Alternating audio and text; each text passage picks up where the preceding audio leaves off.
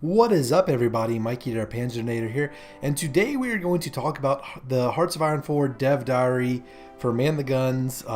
This is the 15th Dev Diary for Man the Guns and the accompanying Ironclad patch, which is patch 1.6. And this Dev Diary is all about naval terrain, looking at new terrain types for seas. So basically, just like how you have different terrain for land, plains, hills, mountains, and whatnot, they're adding terrain for all the different ocean areas. So the basically, previously in Hearts of Iron 4, your ocean, all your oceans have behaved the same, with the only real difference being whether or not that ocean, state, area, region, whatever you want to call it. I guess ocean region to be more like air regions. It's either in range of land-based aircraft or it's not. So they're adding several different types of seas, and they'll obviously affect ships differently there. And how mine functions, mines were talked about in Dev Diary 8 for Man the Guns. So this is my first video on a Dev Diary, so but you can go back and look at that if you want to. So first of all, there's regular ocean. It has no special effects, so it's just like planes on land. The western approaches is the example they use here, and no buffs or debuffs or anything like that. So that's one type, regular ocean. Next we get to fjords and archipelagos. They have hefty penalties to big ships, but make it easier to hide. And of course, disclaimers, all the artwork and numbers and nothing's final. This is, these numbers may change, but as you can see from this picture here, we're not sure what the ship at the top is, but I'm assuming it's like battleships or maybe even battle cruisers. A hit to movement, attack, and defense. It looks similar to what they have for heavy cruisers, so you use more fuel, you're less visible, but your positioning, movement, attack, and defense are all affected. And then other ships like, lighter ships like destroyers and submarines, your visibility also goes down, but your positioning slows down. So basically, it's harder to maneuver for everyone, and bigger ships have some penalties to attack and defense. Of course, this would be like the Norwegian coast and some Pacific island chains. We'll get to a map later on that highlights what areas are each terrain as of this moment in development. Then after that, we get to deep oceans. So the example here is the North Atlantic Ridge. Basically, in a deep ocean, mines don't work as well because of it's a deep ocean. You end up like Finding Nemo, where all the mines are at the bottom of the ocean and not near the surface, where it can affect stuff. But it adversely affects destroyers and light cruisers, but makes submarines operate a lot better. Submarines looks like they will thrive in the middle of the Atlantic, which is a deep ocean, as they did historically. So in all, not good for light ships, not good to mine, and subs can hide a lot easier. Then we get to shallow seas, so the English Channel here. It's hard to maneuver in a shallow sea, and submarines, it's hard to hide because the water's shallower, so you can't dive, obviously. So here the numbers they have now is double submarine visibility, and everyone else has a slight positioning debuff. And then finally, the last one is Arctic water. So the Barents Sea. This is I had to Google this before this recording this, so don't feel bad. This is the ocean, the water north of Norway. So your Arctic convoys like the Hunt for the Scharnhorst and the Lend-Lease stuff going from the UK to the northern Russian ports of Arkhangelsk and Murmansk. Us selling the Russians tanks and guns to help them fight the Germans. In Arctic weather, it's bad to operate in for everyone. If your ships sink, you take more casualties.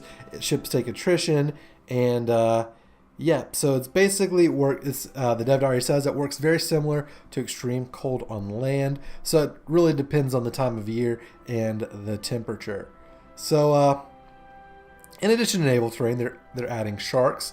Here we can see in the Solomon Sea, there are shark-infested waters, which increase casualties. And they bring up, Podcat brings up the USS Indianapolis as a famous example. If you're not a podcast guy, or if you haven't heard of Dan Carlin's Hardcore History, he has a shorter version where it's like just 1 hour, one-off episodes, and his most recent one was on the USS Indianapolis.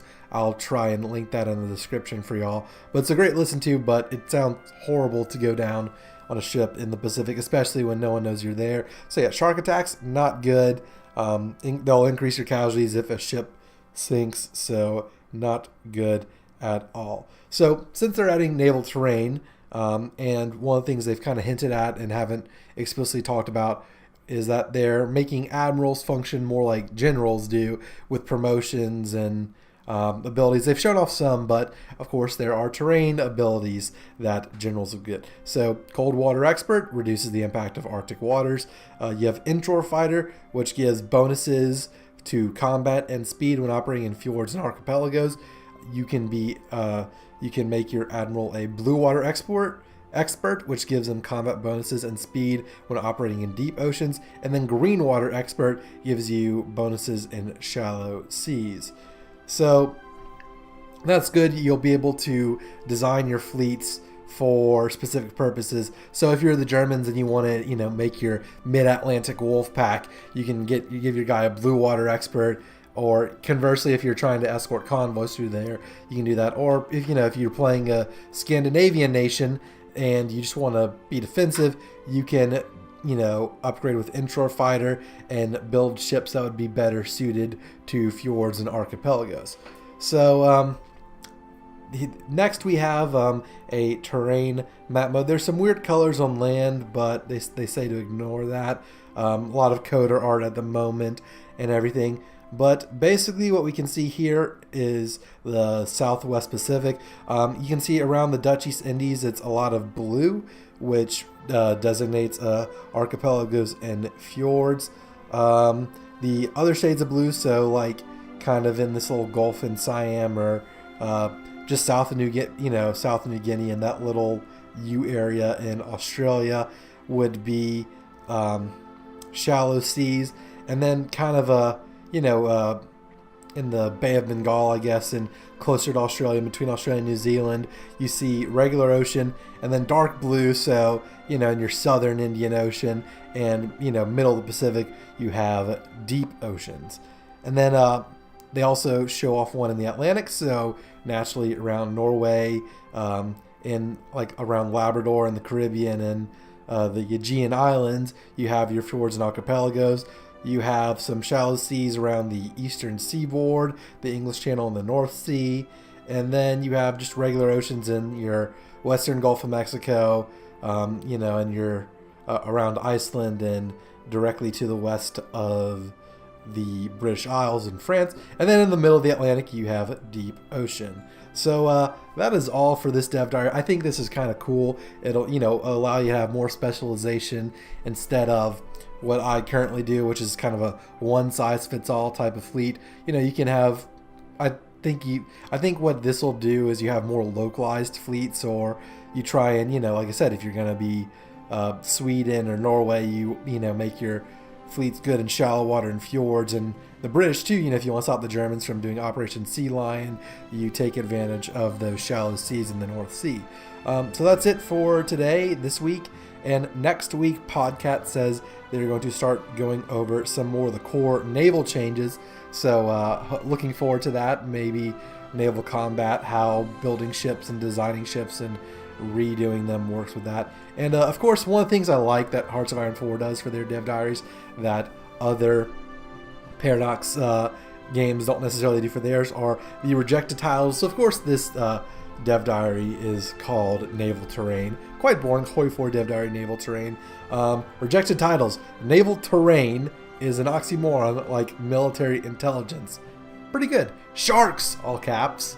Fjords are how to make Scandinavia relevant in this DLC, because we all know Paradox wants to make Sweden as overpowered as possible. This is just the Swedish power creep for, the Lion of the North to make his, he's technically a person, but to make Sweden relevant in the world again. You know, last with Waking the Tiger, you could take over your neighbors and form Scandinavia and then the Nordic Union, and now you'll be able to, you know, have a stronger navy because you'll be able to specialize for the Baltic. So Sweden's gonna be over OP.